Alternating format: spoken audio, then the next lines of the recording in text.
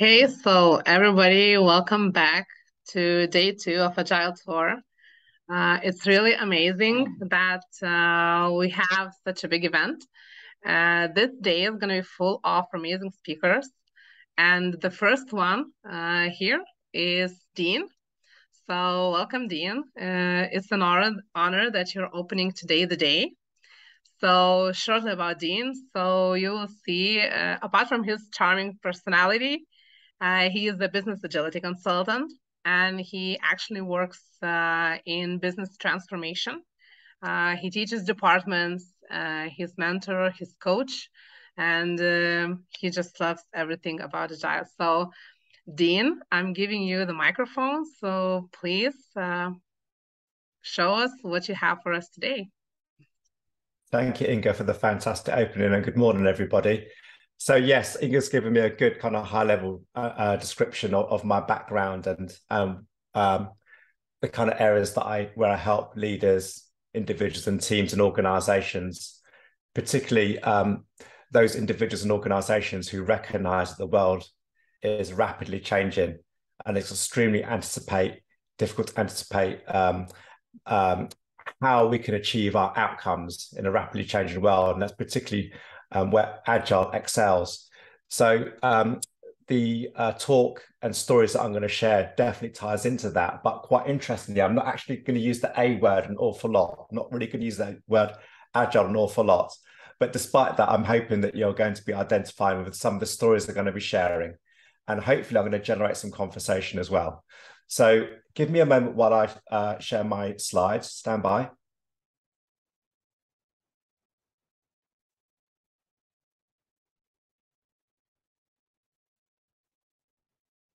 So Inga, perhaps you can give me a thumbs up if you see those slides.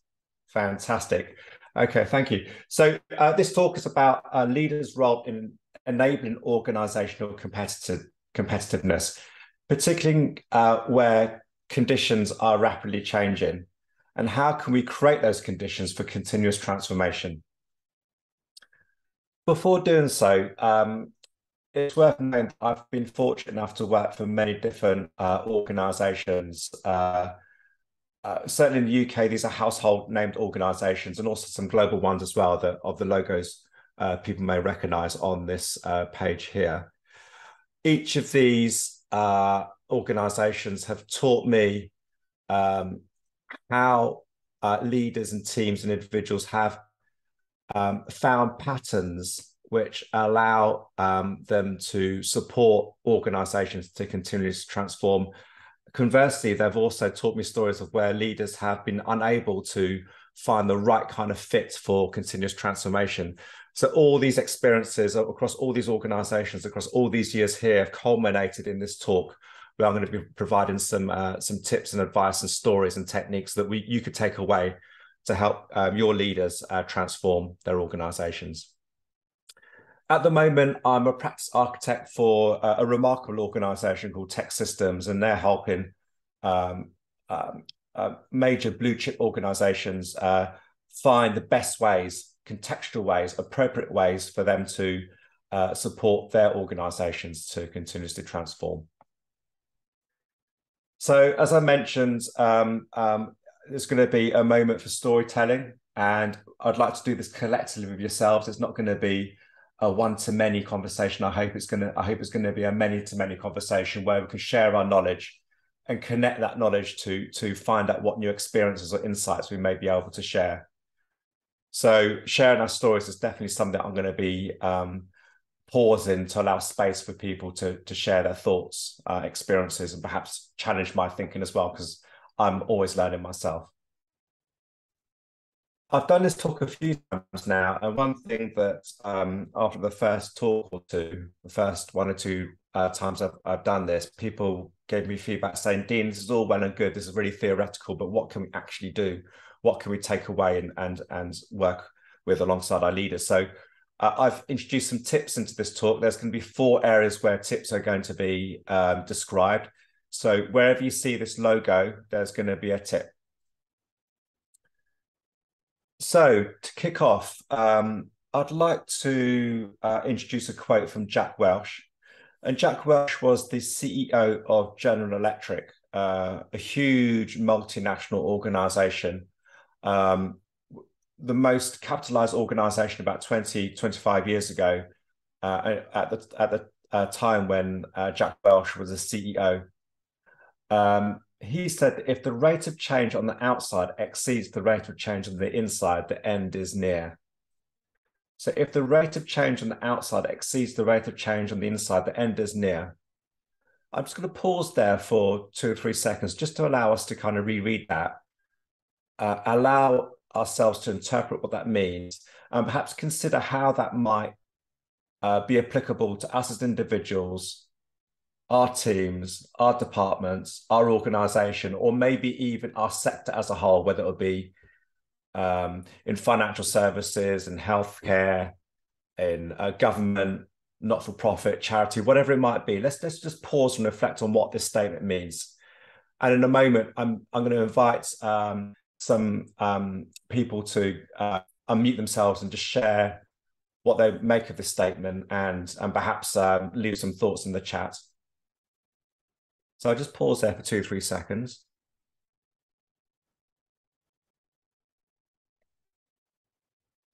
Okay. So we're going to allow people to share their thinking first of all, but perhaps I can just open with my interpretation of this, or the meaning or value I get from this statement. To me, this means as individuals or organizations,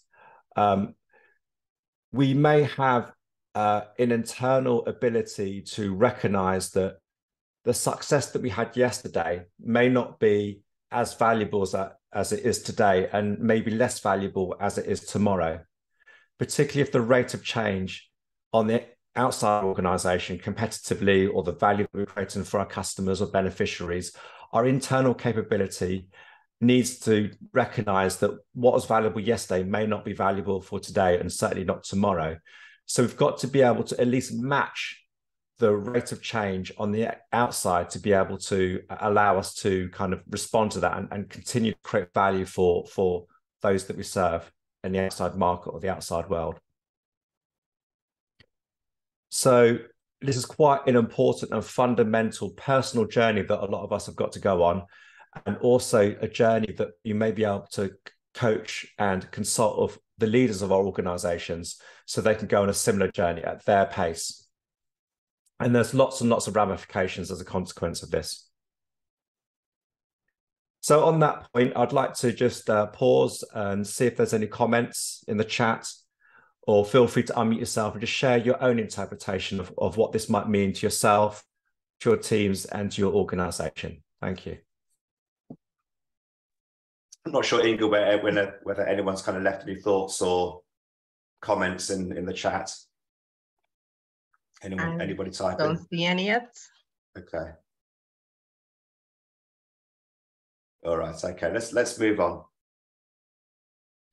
So to me, what I find is that individuals and organisations tend to develop pattern entrainment. So that means that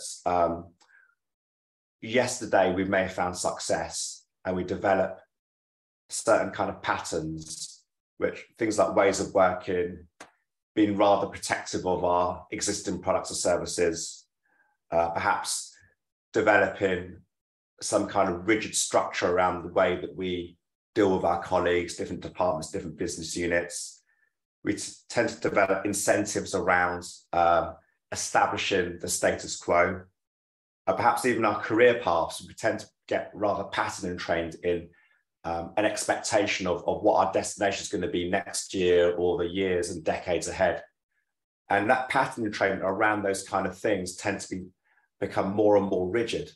And that may be the case if yesterday's success is going to be the same success for today or tomorrow.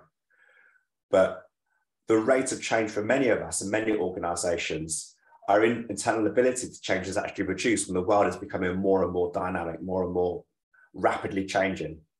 So I find Jack Welch's quote quite illuminating and quite revealing as to what the state of mind could be for ourselves, our teams, our organizations. So I'm just going to pause there to see if anybody does have some thoughts to build on mine. either in the chat or feel free to unmute yourself. We have I one don't mind comment if, go ahead. from one participant, Thomas Thank you. Michaelonis. So he's saying that the adaptivity is key for survival. Oh, say that again one more time. That the adaptivity is the key for survival. Absolutely, absolutely. Yes, yes. And part of that, thank you for sharing, is that can include and maybe necessitate internal disruption, creative disruption within our organizations, within our teams, and the ability to kind of sense and respond to rapid change. So let me move on. So again, thank you for the first person to share some thoughts in the chat.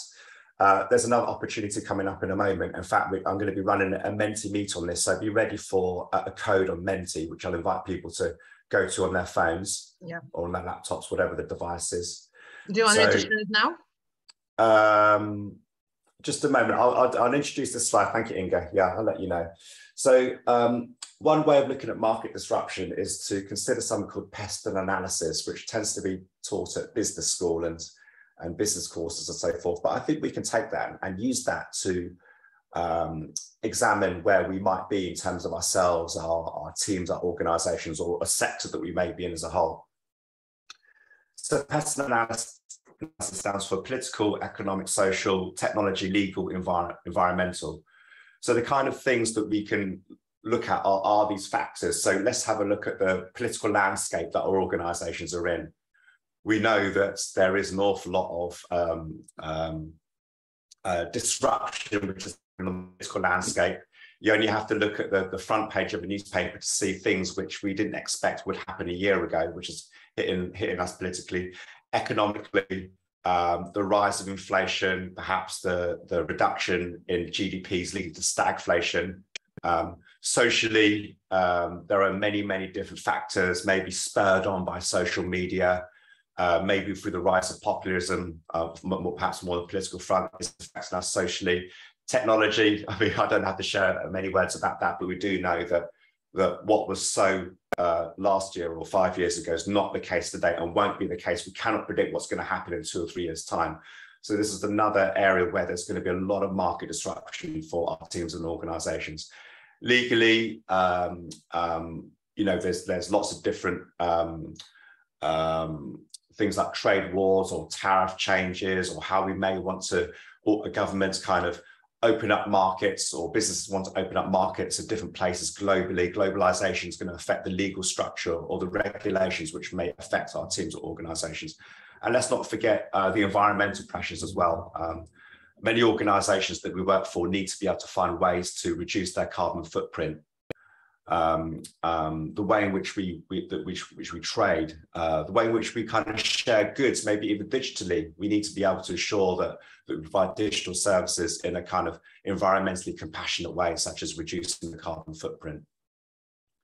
So what I'd like to do is invite you to Menti. Actually, before I do that, I just want to no, in fact, let's go to Menti. Let's go to Menti. So if you go to menti.com, and I'll put the code in the chat as well as read it out. The code is going to be 86854086. But let me put this in the chat as well. And I'll also share a link. So if I go to the chat, here we go. So menti.com. What I'd like to do, I'm just going to get it queued up, so bear with me.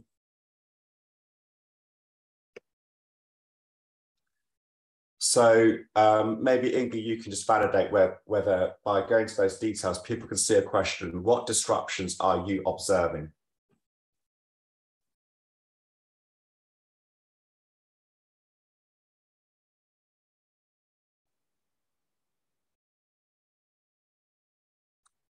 You want me to copy the question to the chat? If people go to menti.com and type in that code, they should see the question there once they see it on their phones. But perhaps you can just validate that by going to those details, you can see it as well.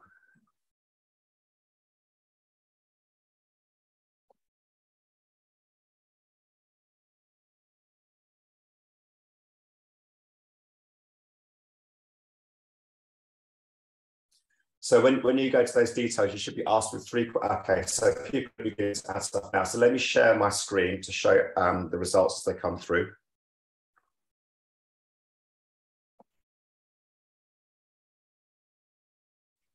So thank you everyone for beginning to submit your answers. So these are disruptions that you're seeing in your team, in your organization, or maybe your sector.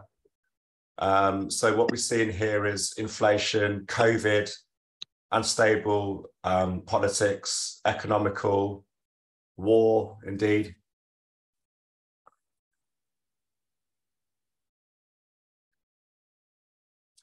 Anything from the technology side, which is affecting your team or your organization, perhaps? Perhaps things on the social front, the way that we deal with our customers is different today as it was perhaps a few years ago.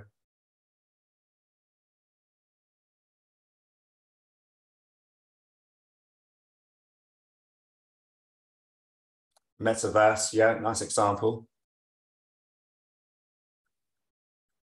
So we've had 7 responses so far, and I think there's 33 people on the call, so perhaps people haven't gone to Menti yet.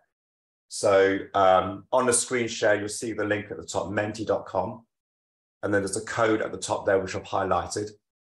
So I'd invite more people to go to that website and answer the 3 questions there. These are just 3 examples of disruptions you've seen affecting your team or organization.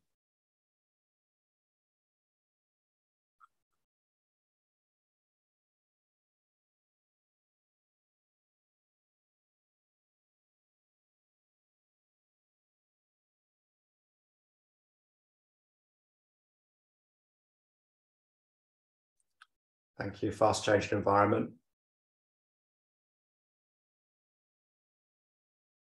Let's see if we can get a couple more submissions, just so we've got a good sample of things which are affecting people. Don't be shy, guys. you don't have to put your name against it. We just need a couple more examples. Three areas which are affecting your team or organization.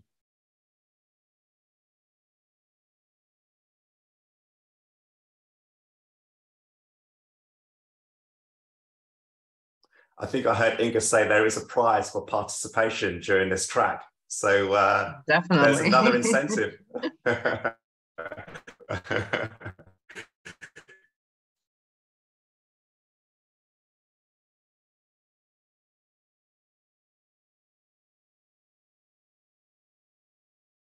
Submit an answer. Don't be shy.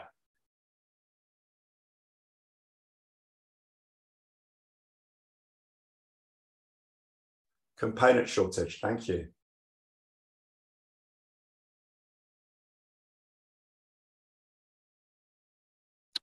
Okay. So just thinking about what Inga said at the start of this talk here, there is a prize for participation. So if you want to have a good chance of gaining a prize, I might invite the person, well, let's invite the person who typed metaverse. Would you be happy to unmute yourself to share your thinking there about this disruption, or if you prefer to put something in the Zoom chat? How might metaverse disrupt perhaps your organization or other organizations, if you prefer?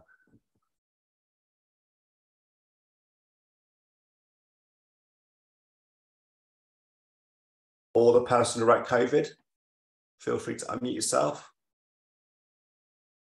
Or component shortage, who put component shortage down?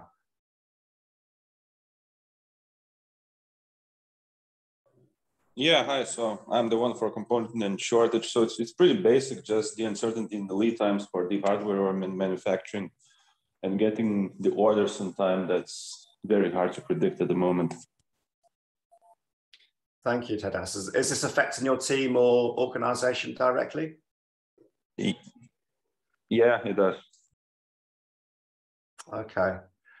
And what are some of the principles which are being kind of challenged? Is it perhaps you're running like a lean operation and like the principles around just in time?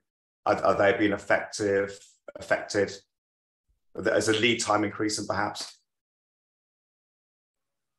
Well, I guess 2 sides of that. First of all, it's just getting the components for systems that are already ordered on time to deliver the systems on time. The second part is related to our R&D efforts. So we need different types of prototypes which need components by themselves. And before we finalize our bill of materials, some of them become unavailable. Then we need to change PCB designs and so on. So it prevents us from finalizing even the prototype design, because we will not know if the component we're looking for will not become unavailable in 2 weeks, which happens. Okay, thank you. So that seems to be prolonging R&D, and also the increased uncertainties affecting confidence of being able to test the prototypes and actually turn them perhaps into something that you might scale and produce on an ongoing basis. So yes, thank you, Tadas. That's a fantastic example. Okay, let's see. Lack of communities. That's really intriguing. Again, the person who wrote that, I'll invite them to unmute themselves or leave a comment in the chat. How are lack of communities affecting your team or organization, or perhaps other organizations?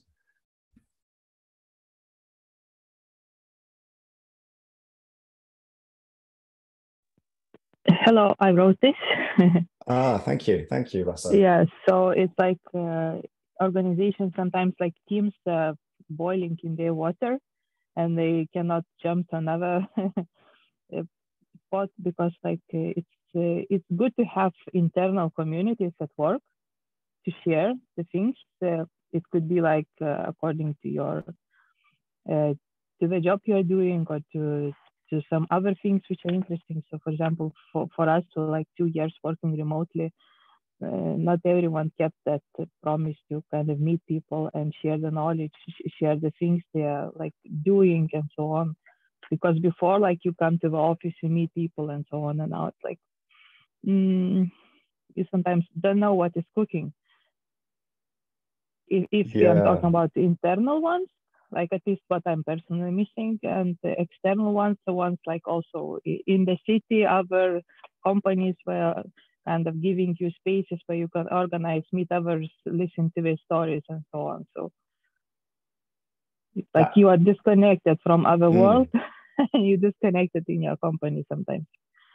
Yeah, no, it's a fantastic example. That's as you say, like internal in the organization, external in the communities that we maybe would have shared more time with if we went to a town or a city as a commuter, for example. All those people that we would normally rub shoulders with or exchange a few words. No, that's a fantastic example. And I guess as a consequence of COVID, that would have been an unexpected thing. Like 3 years ago, let's say. Yeah, fantastic. Thank you so much, Russell. Let's see if there's one more. I can either pick one, or somebody can unmute themselves and just share some thoughts about a disruption which is affecting their team, their organization, which is affecting perhaps their market as well. So feel free to unmute yourself. If not, we can move on.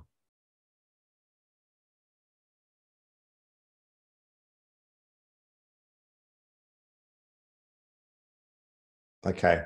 Thank you, Tadas. Thank you, Russell. I think you've warmed up the possibility that people can actually unmute themselves and share a few thoughts. So fantastic. Good stuff. Let me change my screen share back to the deck. So I'm going to tell a story about disruption in the sector that I'm familiar with. So bear with me.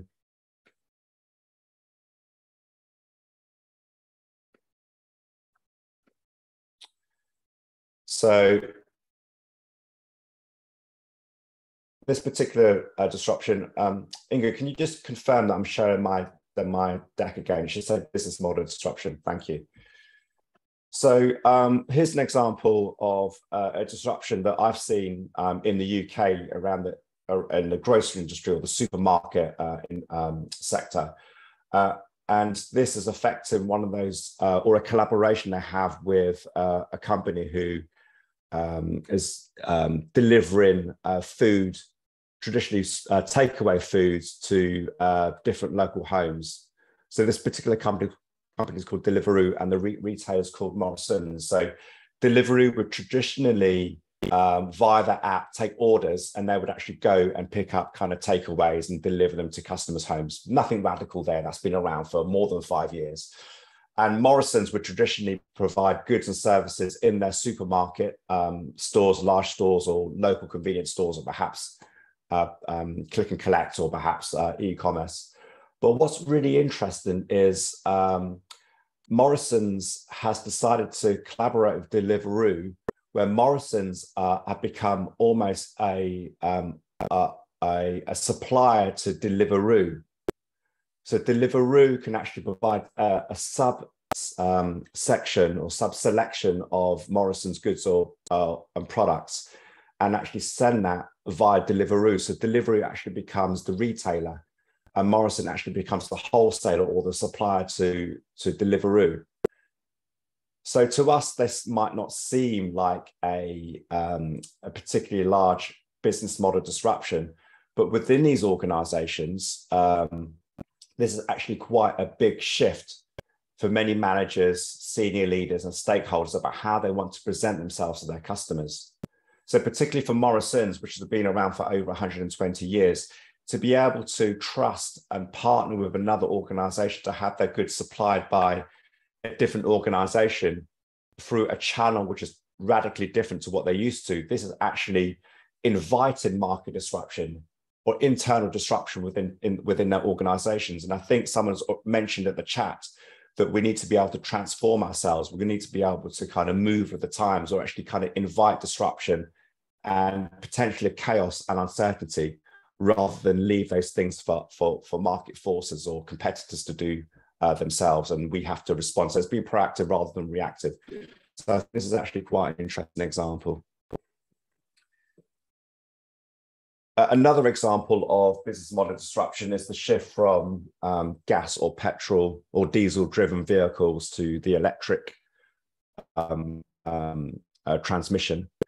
So on this illustration here, we've got the example of all the different components that will make up typically a petrol or diesel driven vehicle. On the right hand side, there's the electric version. You can see that it's far simpler, more reliable. And what this actually means is, if you think about the business model for many car manufacturers, is that they don't tend to make money off the vehicles that they sell. There's very, very marginal revenue from that. What they tend to make a large amount of money off is through parts they might sell or the services they might provide, the extended warranties, for example. But because electric cars are a lot simpler, these vehicles are going to be more reliable, and therefore because they're less parts, they're going to get less revenue through the electric vehicles. So this is another example of business model disruption, which they're going to have to handle. So again, a couple of examples, one from the supermarket sector and another one from the motor vehicle sector, which we need to be aware of. No doubt you guys are beginning to think, or you know already, what kind of business model disruptions may be affecting your teams and organizations. Let's move on. So let's skip over this one here. We've done the Menti. So now let's think about what are the conditions for continuous transformation? What are the prerequisites for organizational competitiveness in a fast changing world? And in this talk, I'd like to present 4. And these 4 would allow leaders to foster an environment for exploration and emergence. And these 4 are leaders supporting individuals to test assumptions. Leaders act as grand conductors. Leaders create a safe to learn environment. And then finally, leaders form and protect an adaptive space for innovation and operations. So let's unpack each of these. The first of which is leaders support individuals to test assumptions. To think about this, I'd like to introduce how leaders, and in fact, how we might respond to disruption or uncertainty. And this can be characterized by taking an ordered approach or taking a fixed mindset approach to disruption or uncertainty. And what leaders might do, they might metabolize high uncertainty as a threat and then respond with false certainty. They may have a tendency to rely on past success or experiences or ways of working. And to do that, to rely on those things which are successful yesterday provides false comfort, and that comfort is misplaced. Something else that leaders might do is try to shape and control the world, perhaps through command and control, to be able to get to it, an outcome which is deterministic, and the steps are predefined. They know exactly the steps that we need to take, and they know exactly the direction, the place that we need to get to. And that's very much a mindset which is around predict and control. And in a fast changing world, that's just not going to cut it. What we relied on yesterday won't be successful today, and certainly won't be beneficial or be a poor fit for tomorrow. So how might leaders or organizations more appropriately respond to a fast changing world?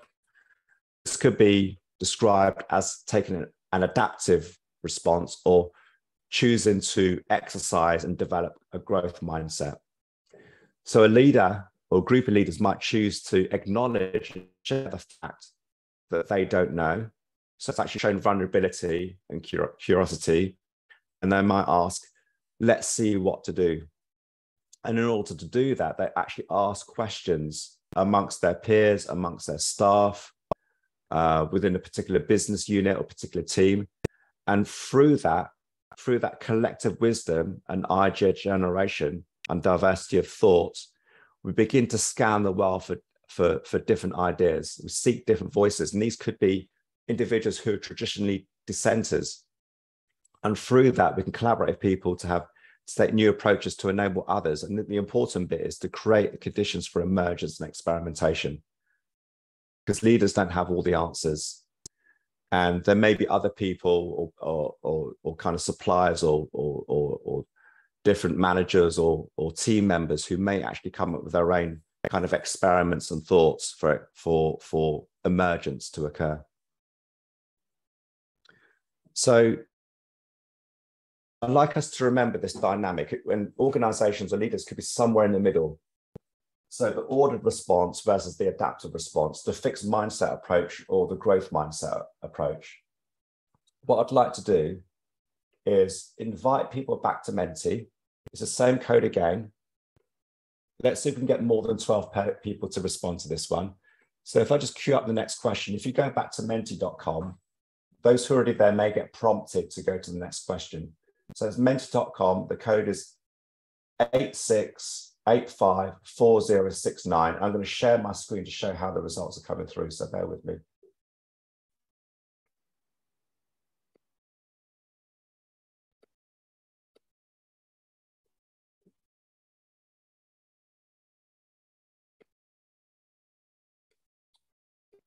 So the question is, your organization, to what degree is it ordered versus to what degree is it adaptive? So we're seeing the results coming live. So let's try and break our record. Let's try and get more than 12 people responding.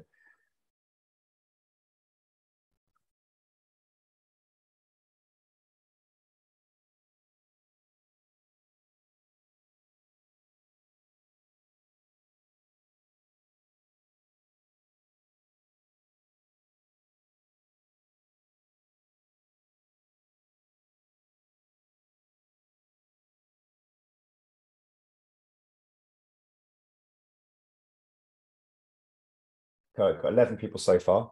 13, fantastic. We break our record. Let's see how far we can go. Don't forget, you can also do this on your phone. If you're using your laptop to run the event, pick up your phone, pick up your mobile device, go to menti.com and type in the code in the top right corner of what I'm screen sharing. Got 14 people, that's not bad. Out of 28 people, that's half the people have responded, so that's impressive. That's an easy question. Come on. You don't even need to type. Exactly, you can be anonymous.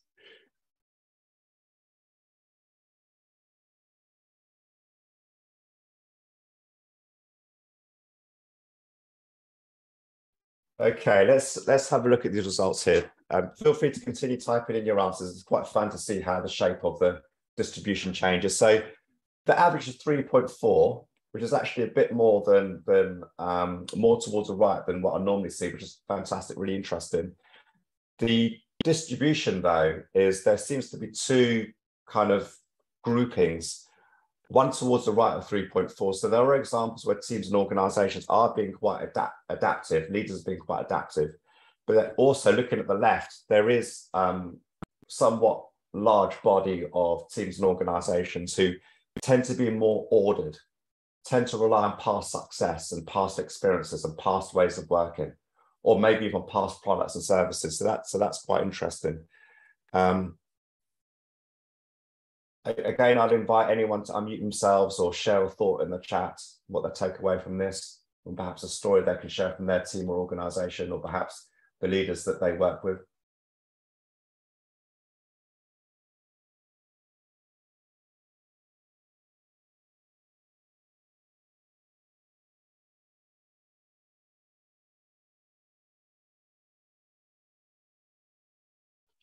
If nobody wants to unmute, I can share even my story because Oh, yes, I put the 5. Thank you. Did you want to share a story? Yeah, I put 5 actually, because I work myself in a startup environment, and we are dramatically adaptive to everything. I mean, we might change things 5 times a day if that's needed. So kind of when it comes to leadership, everybody knows which way to go. So kind of everybody has the same feeling about what we're doing, we have the same goal, and it doesn't really matter what, but if we need to do something to improve something, then we're all just doing that, kind of without even questioning. That's really interesting. Yeah. So I think, yes, indeed, startups are naturally adaptive because they're trying to bootstrap their way into existence. And how, if you don't mind me asking, roughly how many people are in a startup, and how long has it been a startup? It started for over a half year for the product itself. And we have close to 30 people, including basically the whole organization. We have various departments, but in each department we have like 2-3 people on average, maybe marketing more, but it's like a team of around 30 people. Thank you. Let's see if we can contrast it with somebody who has responded more towards the ordered response. If someone, and invite someone to unmute themselves. I was not sure what should I choose, for example, because it's like, it depends. I was working in a couple of companies, and it was like the management is thinking what we should do, and we're actually doing and waiting for their approval. We are already doing something, and they're still thinking, should we do it or not? So it's kind of like in management it's fixed, but in the team it's maybe not so much fixed. Interesting, yeah. So for management, there tends to be, they know a decision needs to be made, but perhaps they're waiting for more information or to see what might emerge. And to me, sometimes they want to make the decision on the things which really should not matter to them. That's the thing. Yeah, that's really interesting. Yeah.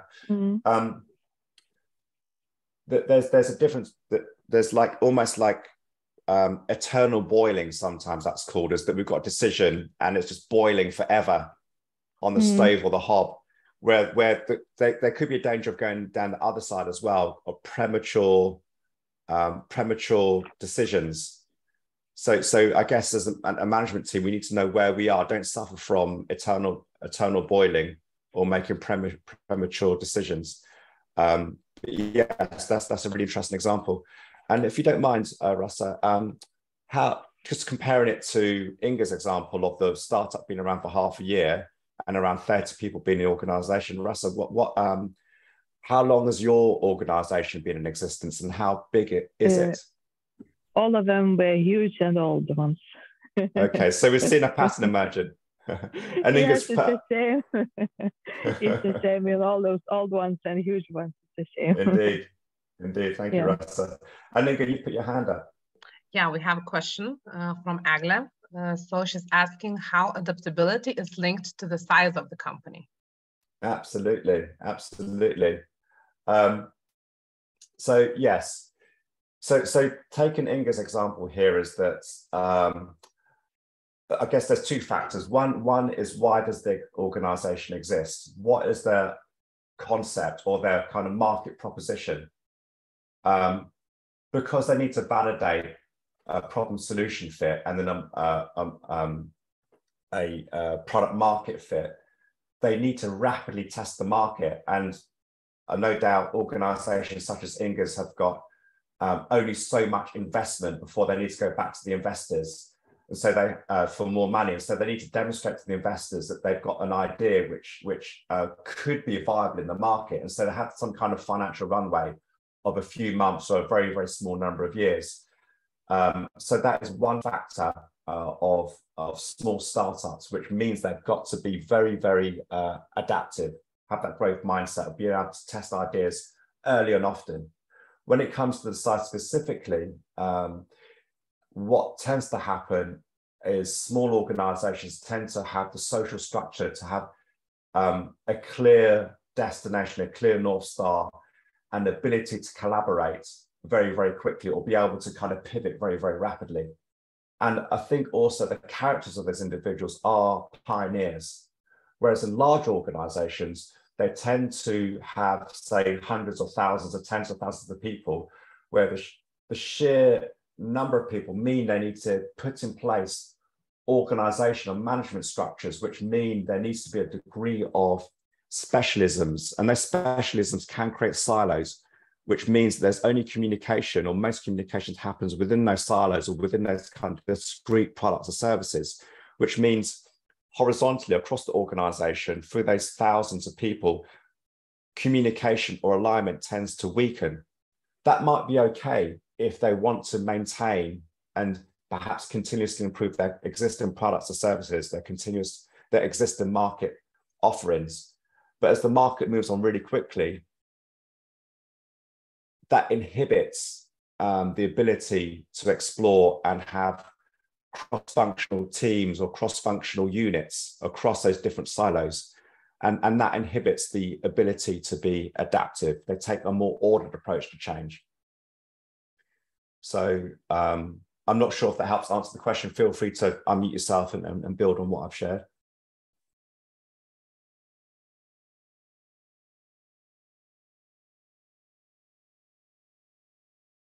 Okay, let's move on. I also can add on top that all this like speed and everything can be also a huge frustration to everybody, you know, like so you've been talking about these disruptions that you have, right? So if you're on one or other side, it can be like either way, you know, like. Absolutely. Yeah. So yes, I think you're talking about like the how this affects individuals, our colleagues, our teammates at work. And they could have a highly adaptive mindset. They may be pioneers. But let's also remember, and we're going to touch on this when we talk about the operational side of the business, maybe they have a character which is more ordered, which is fine, which is really great. We need those people. But maybe we need them less in a startup. We do need them in a startup. We definitely need them in large organizations, these big kind of multinationals, which you may work for. But we need to have the right balance. And we need to be sympathetic and be able to play to people's particular strengths or their particular place of comfort. And we're going to touch on that in the last tip that I've got, but the last subject that I'd like to share. But let's move on. We've spent about 45 minutes, and I think we've probably got about an hour left. Is that right, Inga, roughly? Slightly less, but yeah. Slightly less, about, let's say 45 minutes. Let's see if we can get this done in 45 minutes. So I'm going to speed up a little bit. Fantastic conversations. I don't want them to stop. In fact, the conversations are more important than the slides. So if we don't get to the end of the slides, I don't mind, as long as we've got an environment where we can explore and share stories and ideas. Okay, let's move on. So here's a tip. And a tip is to a leaders to allow individuals to support assumptions.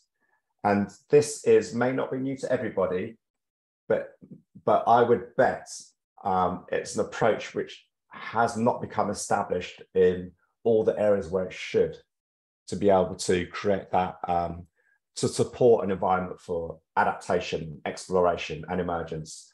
And that is the hypothesis-driven approach to how we might want to test features, product services, market offerings, or maybe even internal change, rather than thinking in an ordered effect or an ordered way that we can predict and control the future about internal change. Let's actually take this as an approach. So that approach is, there's different versions or styles of this. So we believe some kind of capability, some kind of market offering, some kind of feature, or some kind of internal change will result in some business outcome.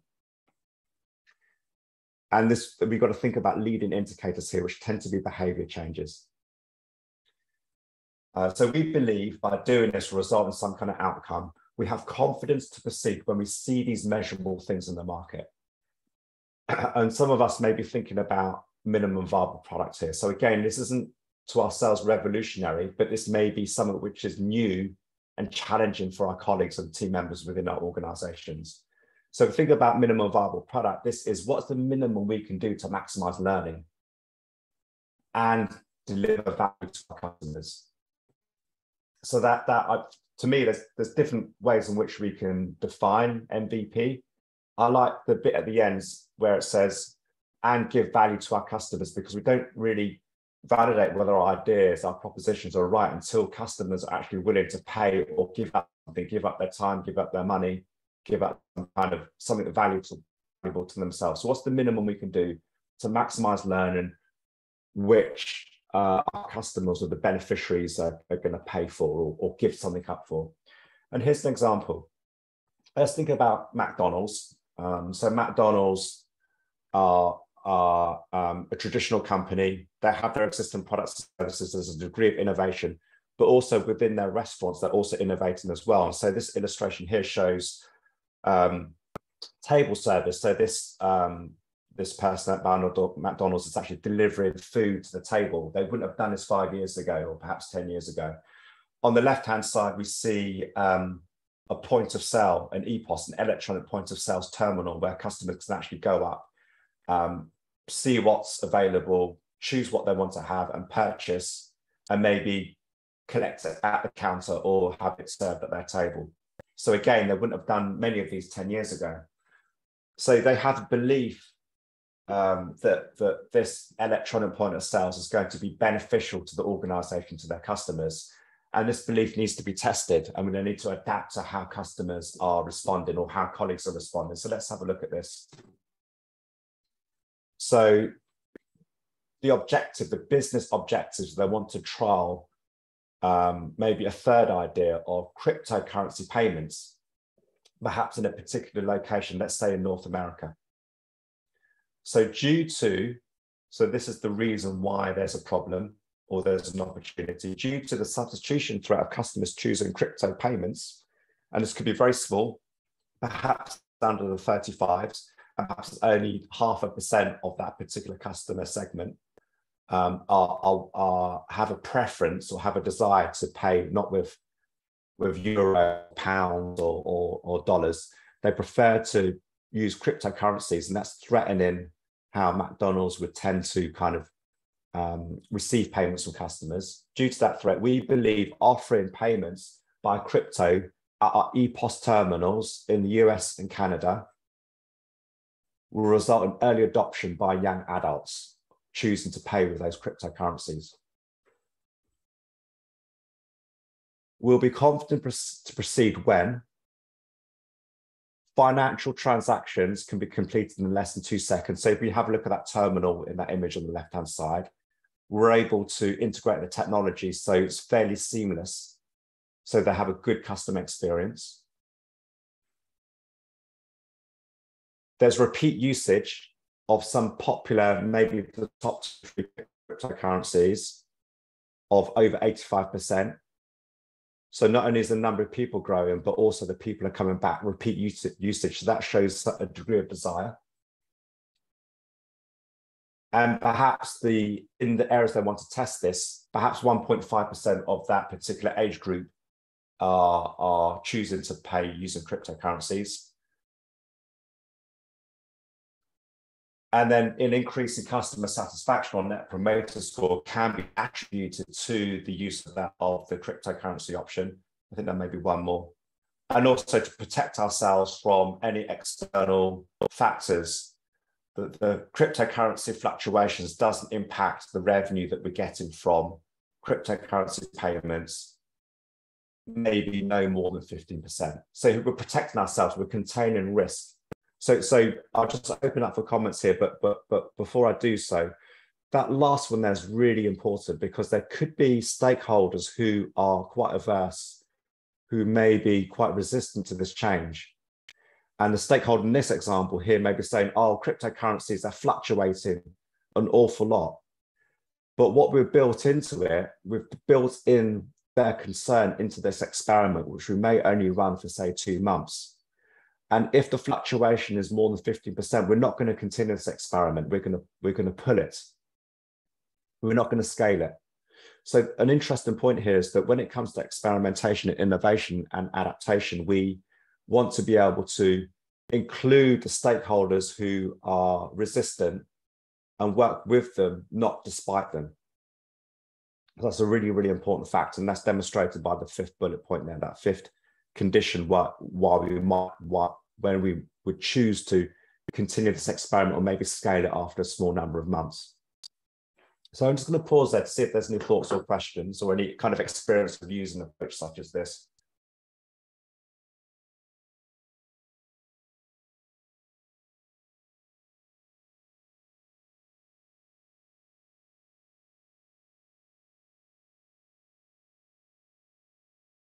Would anyone see value in adopting this approach, or leaders supporting this approach in their organizations?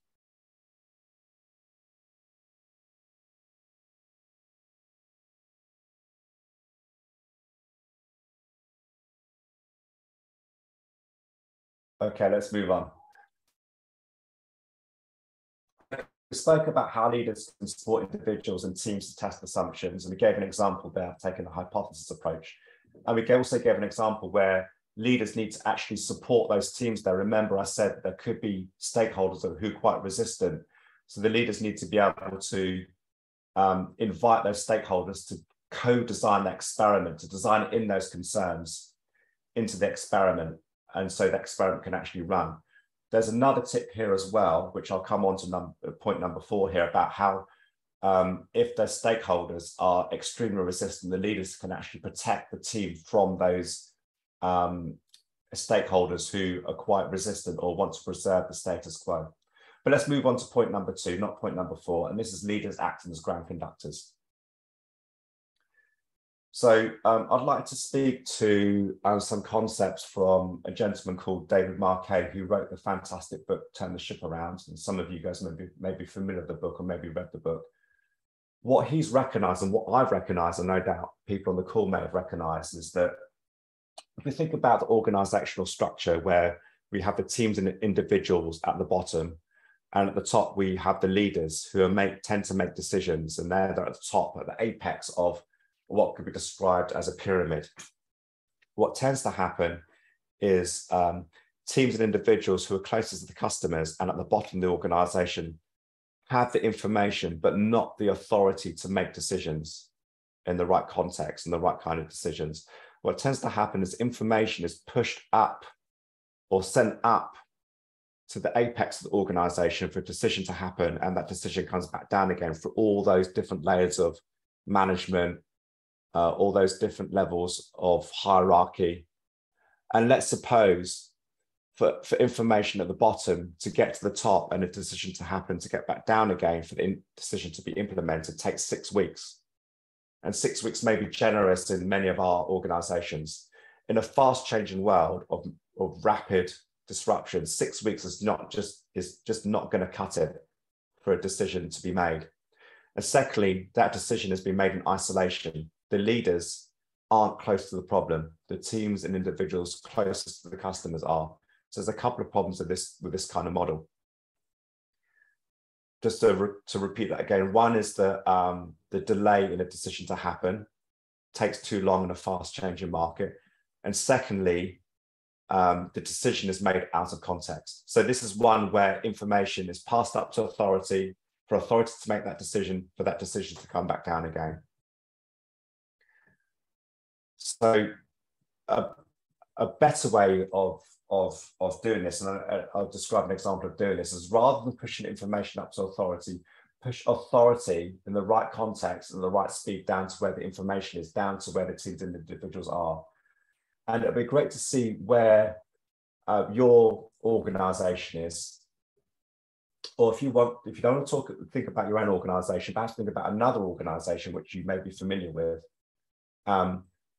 To what degree, if I line up the next question,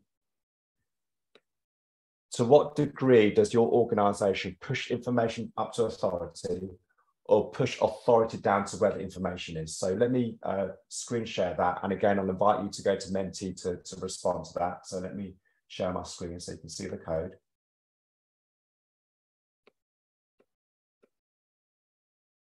There we go. We've got people submitting answers already. So menti.com, and the code there is in the top right-hand corner. So I think we had about 16 people respond last time. Let's see if we can beat that record.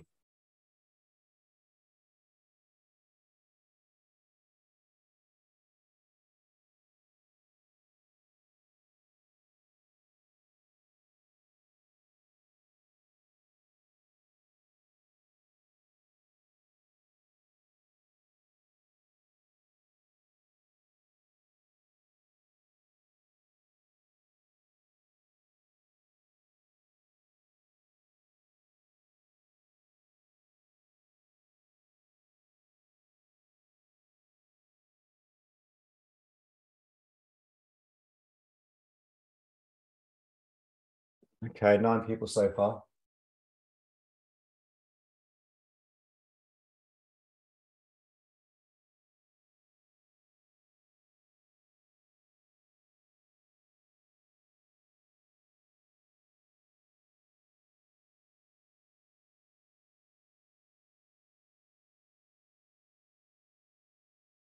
Okay, so far, the average is 2.6. So it's slightly towards information being pushed to authority. Interesting. And again, this isn't terribly scientific. We've got individuals or kind of people from all kinds of organizations, of startups, or as Russ's example, she's worked with lots of large organizations. Perhaps, Russ, if you don't mind, I'm going to ask you where you put your response. Was it more towards the left or more towards the right?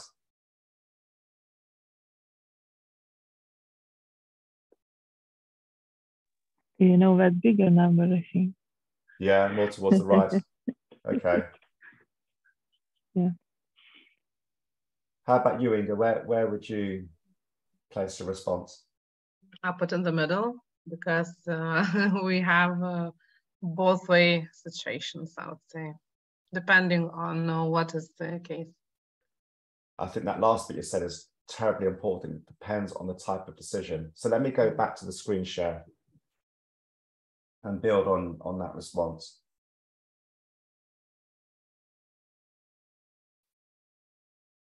So how might leaders create an environment where we push authority down to information? Because we can't just do this overnight. We can't just do this on Monday morning, because that just creates chaos and disruption and poor decisions to be made. So what David Marquet talks about is the dynamic between the control a team or individuals may have, the degree to which we provide them with control, to the degree that they have competency and clarity. So competency is technical capability to implement a particular decision. Clarity is an understanding of their mission, of what their goal is for a particular iteration or quarter. The more individuals or teams can demonstrate competency of being able to implement good decisions and the clarity of what the mission is, the more that they should be allowed to have control over their decisions. So that's the dynamic there. if they've got low competency and low clarity, then it seems right that they only have a small amount of control. But really, we need to be towards the top right-hand corner. We need to be able to, leaders need to be able to share what the mission is, to give teams and individuals clarity, and actually give them the right technical support to make good decisions. What tends to happen in large organizations is that individuals have the competency and clarity, but they have little control, and that leads to frustration. And they can't control, individual teams don't have competent clarity. So what to do is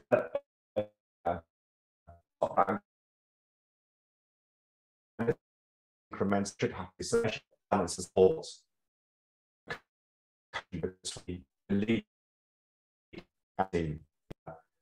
So my concept of leadership, we start from the bottom left, lead team to go top corner to the common board that have more a code probably a modern one to the team member. The team member may be saying, tell me what.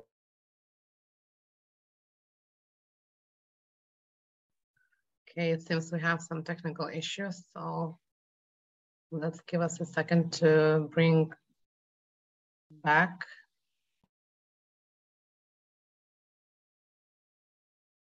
Inga, am I back?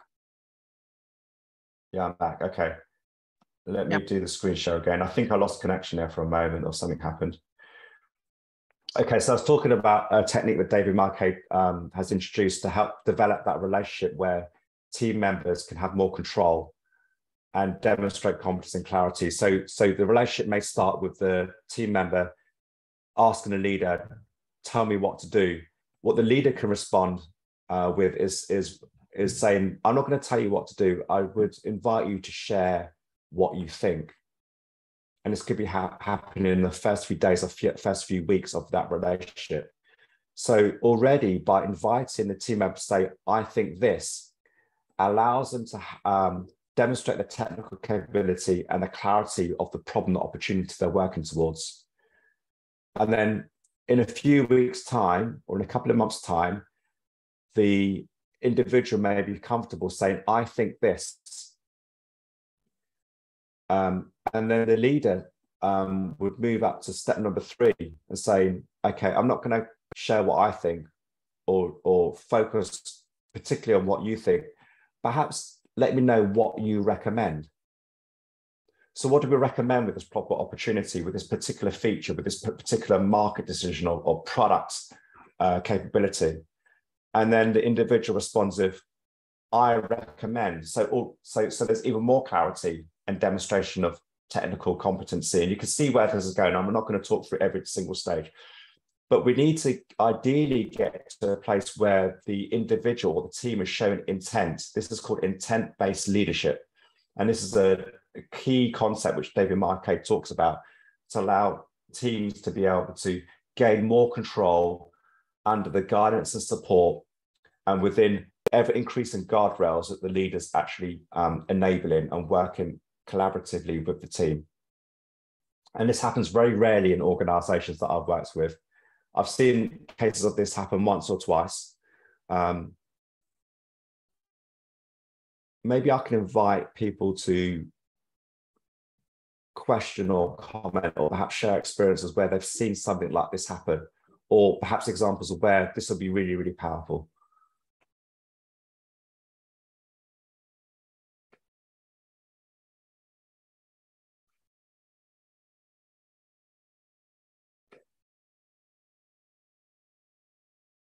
Any thoughts or questions?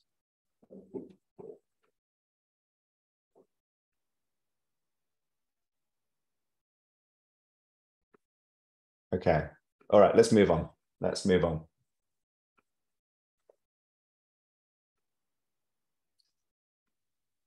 Okay. Thirdly, how long have we got, Inga? Just a bit of a time check would be useful.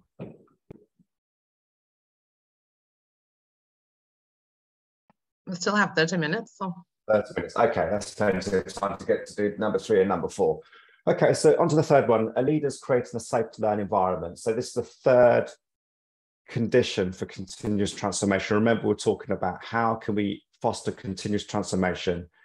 And these are prerequisites that I've identified and got experience with, allowing organizations to be competitive in a fast changing world. And this is key qualities that leaders can create to create that environment for exploration and emergence. So the third one, leaders creating a safe to learn environment. So one way of thinking about organizations is to the degree to which they're exploring opportunities, to the degree to which they're industrializing existing products and services, existing market offerings. Those activities which are in the opportunity space, this is where experimentation occurs. On the right-hand side, things which we're industrializing, this is where continuous improvement may occur.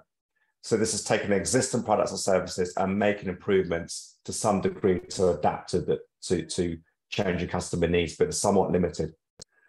What we also find are some characteristics which teams and organizations go through, which tend to be from left to right. It doesn't have to be always, but it tends to be left to right.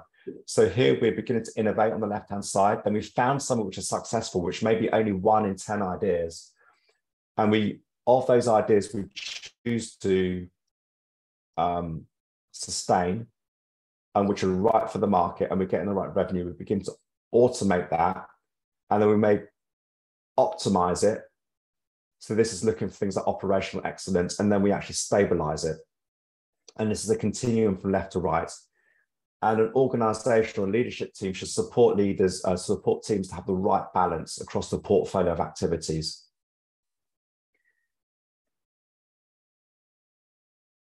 What I'd like to do is go back to that story that we spoke about earlier of Deliveroo and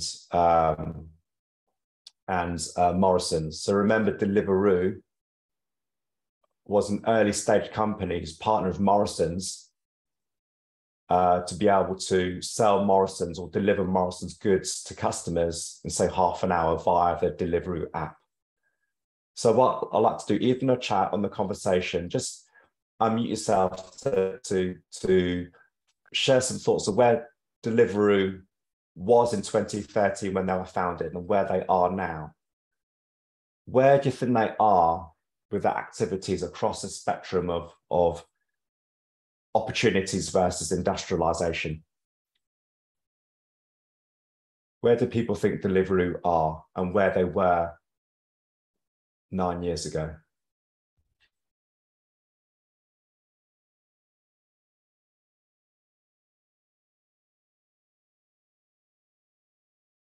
Any thoughts?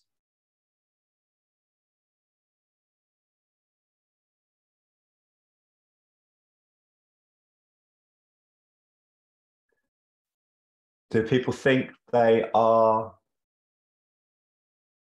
innovating? To what degree are they stabilizing? Any thoughts?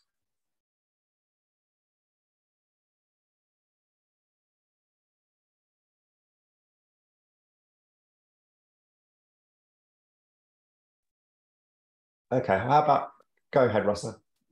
Yeah, we don't have Deliveroo in Lithuania, so it's a little bit hard to tell. But if I understand, it's like we wanted to make it quick, so they tried to experiment if it is like possible to deliver it so fast, and if people will want to get the food delivered so fast. Yeah, thank you. Yeah, yeah. Delivery is only kind of in some countries. Are there alternatives or something similar that's popular in Vilnius? Yeah, we have a couple of very popular ones. Okay. So it's essentially the same kind of approach. But yes, you're right. They perhaps in 2013 they would have innovated very rapidly about how they can deliver takeaways from restaurants to customers, and how they can build a relationship with those restaurants. So that's very much around the experimental stage. But in the 5 to 10 years that they've been in existence, that's perhaps become more industrialized. There's something that they kind of optimize, and perhaps they are looking for stability. What about Morrison's? What about in Vilnius? No doubt there's supermarkets which have been around for many decades. We're thinking about supermarkets when they're first formed, where do you think they were, Russell or anybody else?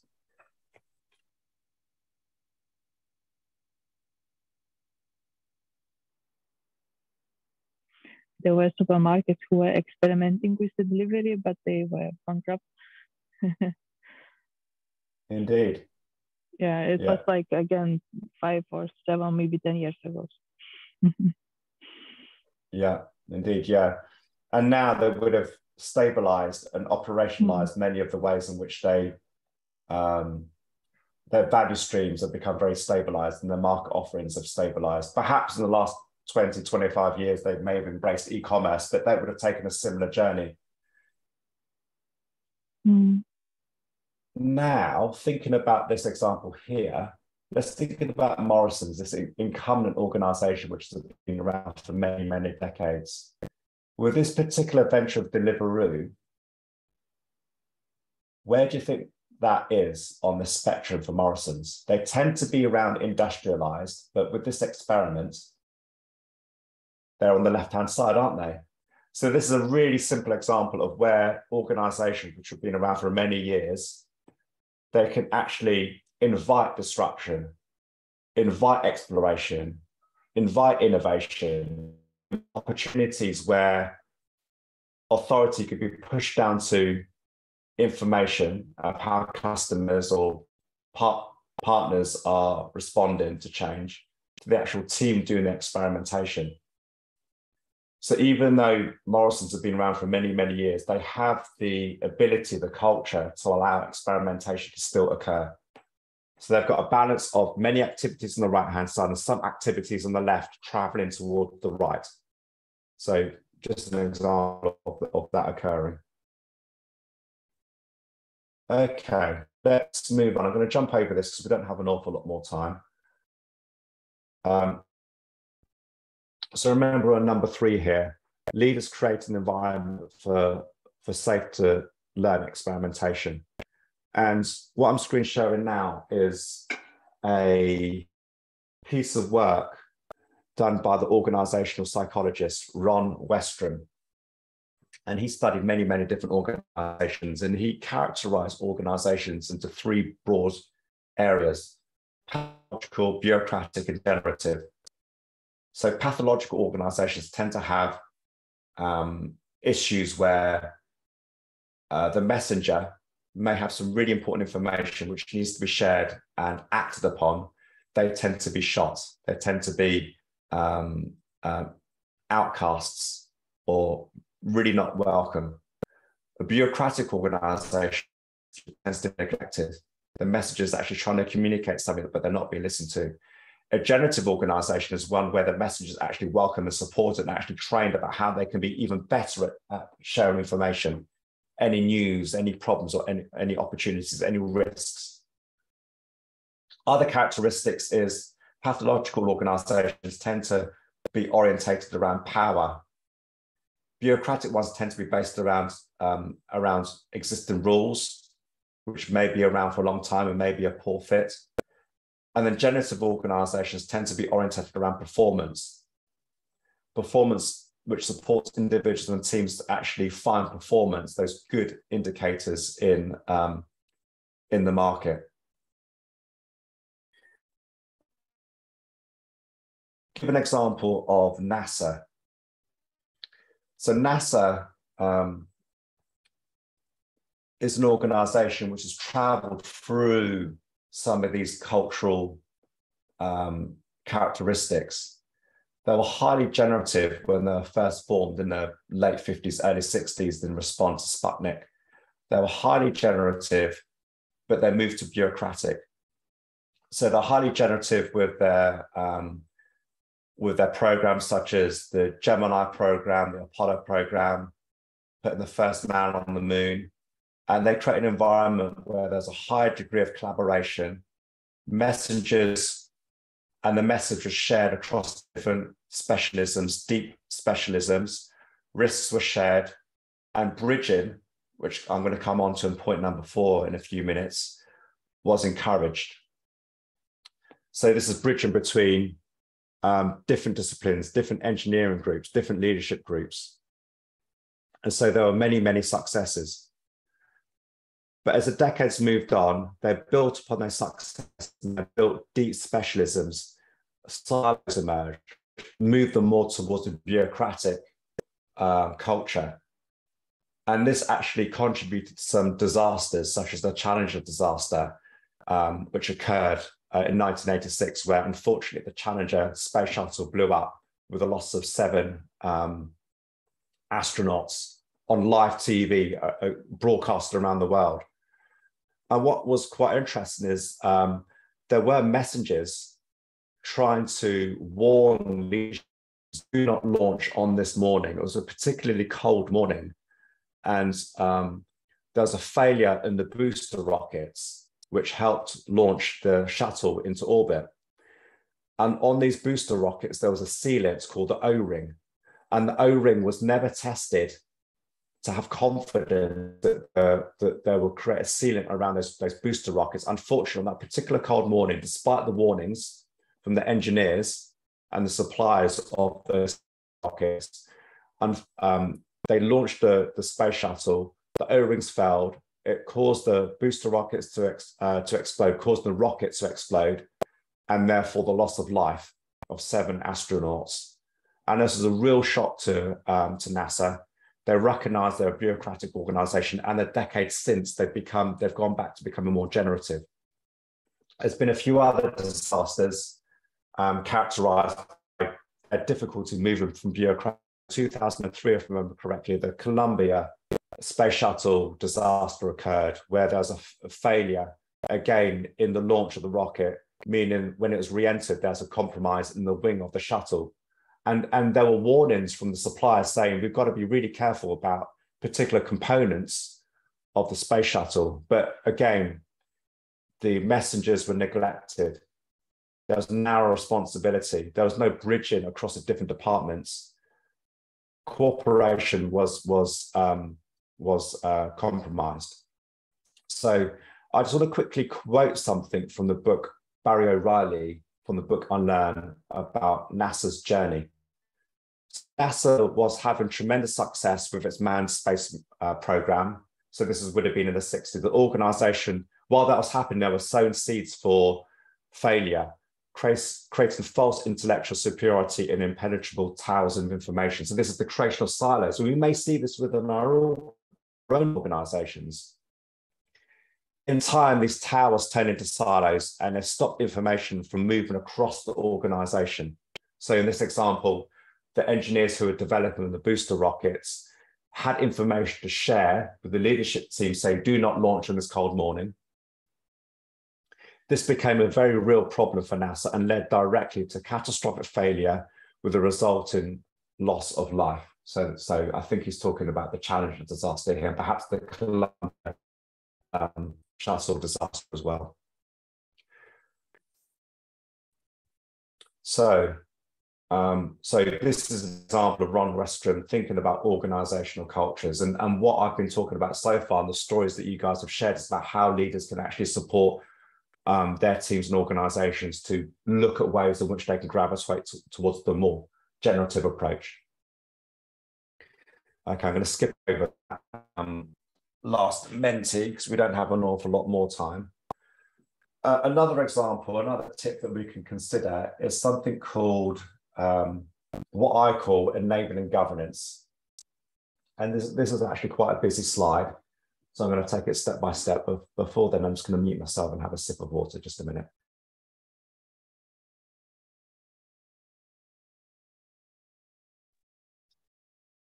So what this is shown is an illustration of how organizations in the past that I've supported have developed what I call enabling governance. So here's where ideas may be backlogged, so that's the top row here.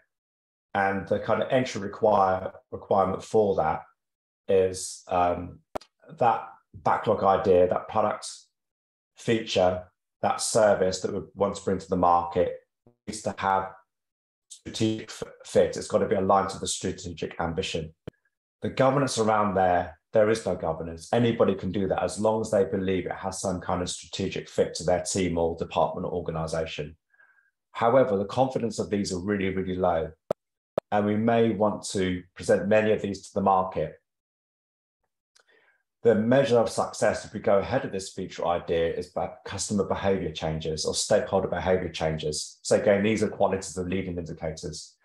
If we choose to build it, we're looking for a problem solution fit. So those in startups, such as Inga's startup, may be familiar with these approaches. We want to see if this problem is going to meet the need of a potential customer. Here, we may want to have some kind of constraints of only making this available to a small percentage of the market. And maybe you may want to get a small amount of approval from the CFO or somebody in finance. Be investing, we're going to have a capital expense and maybe some ongoing concern, maybe some kind of operational expense as well. Here we're increasing the confidence about this particular idea. So we've got a bit more confidence about whether it's the right thing. If it's successful, and maybe only 1 in 10 of these are successful, we want to see if we can actually operationalize this and bring it to different areas of the market. Here, the governance is increasing. You can see the direction this is going in. We may want to get the CEO to approve this or some representative in a more local area if it's a larger organization. Again, only 1 in 10 of these could be successful. Then we want to scale it. We actually want to roll it out. We may want to write a more robust business case. So this is adaptive, supportive governance based on where we are with a particular idea as it graduates through those stages. And then finally, we may want to operationalize it. So here we don't want to neglect it. We want to have quarterly reviews to see whether this is still right for the market or whether we need to retire the idea if it's no longer successful for the market or no longer fitted with our strategy. So here we have a few of these things here. We have business impact here. So with customer retention, revenue, market share. So these tend to be lagging indicators or the impact which is actually benefiting the organization. So here is a governance process which leaders can co-create with their teams to create that safe to learn environment. And I'd like to give an example of how this can help with the final example, or the final point I'd like to make is around leaders forming and protecting an adaptive space for innovators and operators. So here we have an illustration of how organizations typically run, large organizations. They have the entrepreneurial system, teams and individuals who have the information to be able to innovate, but they are living within a culture of operationalism. So tend to be looking at just profit or revenue or market share, which isn't actually that important for those who are in early stage innovation.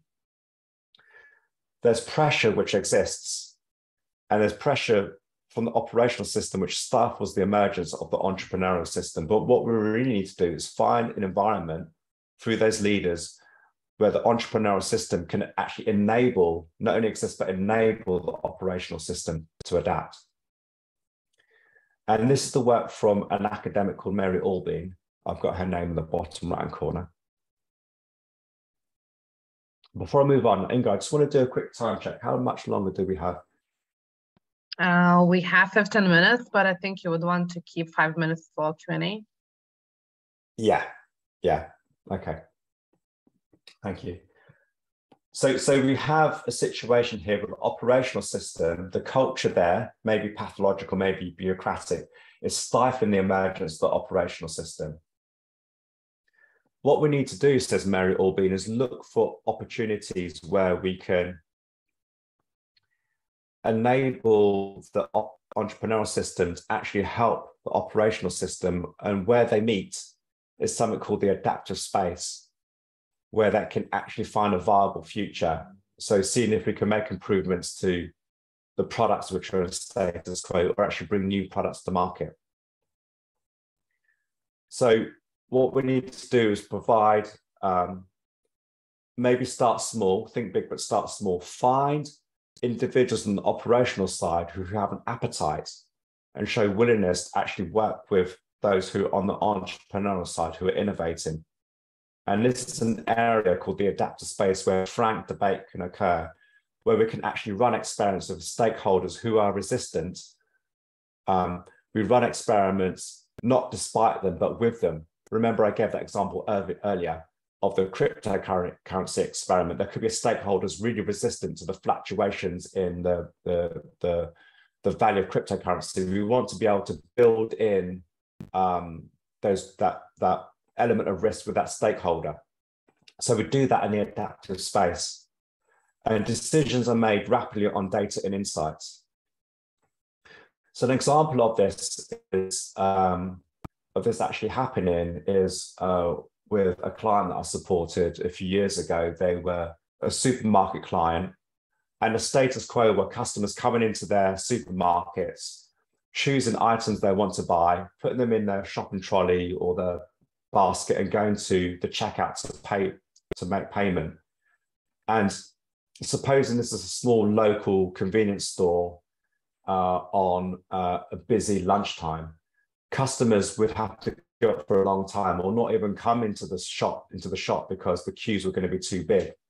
And those in an innovation space recognized that, and they wanted to innovate with the ability for customers to make purchases with their smartphones. So in this particular case, they were using Apple phones to scan the barcodes of products and make purchases with Apple Pay. And this is a highly risky move for a number of different reasons, one of which is customers could pretend to make a purchase by scanning with their phones and putting items in the bag and simply walking out the store. And that's what stakeholders were afraid of. So we brought those stakeholders who are resistant into designing the experiment. So again, this is experimentation, not despite those stakeholders, but designing experiments with them. And so what we did, we limited this to 3 stores for 2 weeks, for only a small number of products. And this happened to be meal deals, so a sandwich, a packet of crisps, and a drink. I've just described 3 ways which we're designing uncertainty and acknowledging risk into the experiment. 1 is only 2 weeks, 2 is only for a small number of products, and 3, it was only in 2 or 3 stores. So these are called limited liabilities, and we need to agree these limited liabilities with our stakeholders who are supportive or risk averse. And this happens in the adaptive space. So we're bringing in the stakeholders, are highly operational, risk averse, with those entrepreneurs, those internal entrepreneurs who want to design a new viable future. And this particular client, we're running many of these experiments. And this particular one, normally it's only 1 in 10, actually has been successful and has been scaled over the years to all their local stores, and in fact, all their supermarkets, hundreds of supermarkets. So again, this is an example of innovators working with the operators. And there's one final thing here before I'm going to close and open for questions. So in fact, let me just pause there to see if there's any questions on that, because I've said a lot and I haven't paused for questions in a while. Maybe somebody wants to unmute themselves. I don't see anything on Whova yet. Encouraging you to participate for the presents gifts. Absolutely.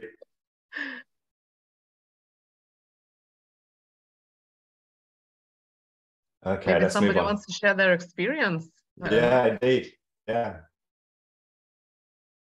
Well, okay, sorry, I'll break in here. This is Agnes here. I'm joining you here from close to Dublin in Ireland. I'm originally from Lithuania, though, so just joining in here, guys, with you today remotely. So I'm working in a very interesting space. So we're basically started as a retail, but we innovated. Our company innovated in terms of build software to apply, bundles onto SIM cards that are blank. And working with operators in travel space, and we are now built-in SAS platform, and we're ready for eSIM. So it's a very interesting, innovative field. And as you can imagine, we went through everything. We started very agile, and we had to innovate right small, which was very easy to do. When we when started developing a green field for our platform, right? Currently, we kind of were dragged into way more waterfall type of things, and with that went everything crumbling, and we had to undergo reorg very recently that I was involved in and still am, and we're trying to go back to agile in a sense. So that's what basically everything you've just now said, Dean, it really makes perfect sense.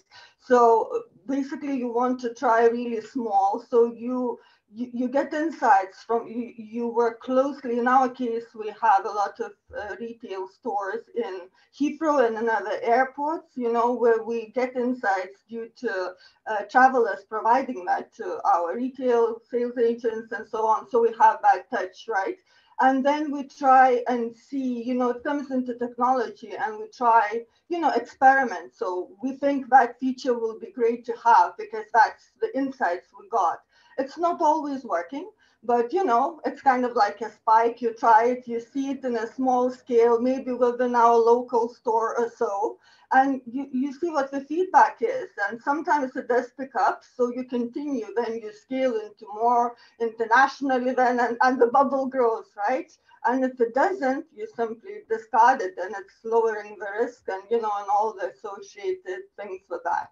And being agile as well helps you to compete and helps you to be faster in the market as well. So I guess just to say, and this, I really love this model, Dean, governance, the one that you showed, really, really looking great. Yeah. So thank you very much for that. It definitely corresponds to, yeah. Thank you, Inga. Yeah. So yeah, as you say, this can be a really powerful approach to enable that governance, and governance shouldn't be there to constrict or limit or delay. It should actually be there to create those enabling conditions, those guardrails in which we can actually guide teams such as the one you're describing to be able to operate and innovate. Thank you so much. Just one last thought, actually, Inga, if you don't mind. If I go back to the one Ron Westrom's organizational cultures, that example you gave, what kind of characteristics are being displayed there with these different descriptions? Okay, let me see.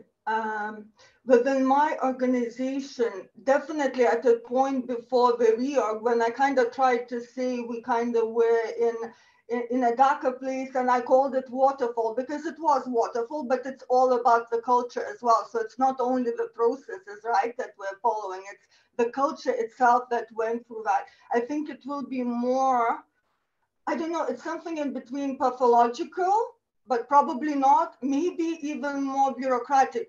It would be more a power-based model. I don't know how to say, the one that is more hierarchical. When something happens at the top, it's detached from what happens on the ground. There is this detachment, and you feel like you lack control in your capacity to change things at times. So that's why we really needed a cardinal change. And we are now in a better place, but we're still in trying to adapt agile models. So to say, we still have some legacy issues. It cannot happen quickly. So we understand that. Fantastic. Really good example. Thank you, Inga. And I'll pick up one word that you shared, and that's cardinal. So that's complete directional change. And that's showing great intent, but to be able to have that change is actually quite difficult. Perhaps move towards that generative. Thank you, Inga. Nice, really nice. Yeah, Dean, it's definitely, we're only on the path, and we've just kind of started it. So to say, it will be more product based, and it will be, more agile approach, but we still have some legacy things that we need to change. And as you know yourself, it's not that easy to do, but we're on the right path, I think. Yeah. And one mantra that I'm familiar with is that concept of think big, start small, learn fast. So think big, that we want to have that cardinal change towards perhaps more generative. That's a big thing to do. but then start small, which I think you're describing, and how that might relate here is this internal change, these new ways of working, this new culture that we want to try and enable, that can happen in an adaptive space of a small number of people who are innovators, of a small number of people who are more traditionalists, but have an appetite for change, create that adaptive space to kind of create that viable future about their internal ways of working and relationships. Thank you. Yes, exactly that. And I can assure you, I've been through, that biggest change. We lost people. There were some people who had hope, right? So I have to say, within the 3 months, people are feeling it already. They know they are on the path, right? But the mood and the control that people feel they have, again, to make certain decisions, it's just so nice to see for me personally as a Scrum Master as well. It's just a great change to see. So I'm hoping we're in the right direction. Thank you very much, team. Thank you. Okay, we've only got a few minutes left. The last point I want to make is how might we actually create that adaptive space? So what tends to happen in large organizations, there tends to be a cluster around business units or teams, perhaps based around Dunbar's number of 150. Crudely thinking, where there's a high degree of trust and collaboration. So there's group cohesion, individuals are well connected. There's lots of redundant connections. They operate quite well. Information is shared fairly quickly. But we actually need to work across these. We need to recognize there's the hierarchical structure, but actually look for value streams which need to stripe across these areas. This could be engineering, sales, marketing. We need to be able to create that kind of ability to work across those different disciplines. And what Mary Orbin talks about is finding individuals of social capital. So social capital is the one individual who has good relationships with two different business areas. So one area could be the innovators, another area could be the operators. So we need to find that one individual and that have ability to bridge those two different worlds. It's almost like act as brokers or introducers to be able to create that adaptive space. Brilliant. I think we are on the right way. We do not have a person, Dean, but what we've created, basically voiced, and we now are starting, and I will be engaged. We have an employee forum, which will bring the ideas, on the table, and it's going to be a collaborative space where, we can build culture together, so to say, in an open space where everyone's opinion from all the departments is accounted for, and we have representatives that they put forward as volunteers. So I think fantastic. It's definitely to collaborate to this model. Yes, indeed. And just to build on what you're saying there is there could be one individual or two individuals who are doing this unofficially. And that's really fragile. We need to protect that. And the leaders need to recognize that and safely and judiciously encourage that person to continue, perhaps in an informal manner.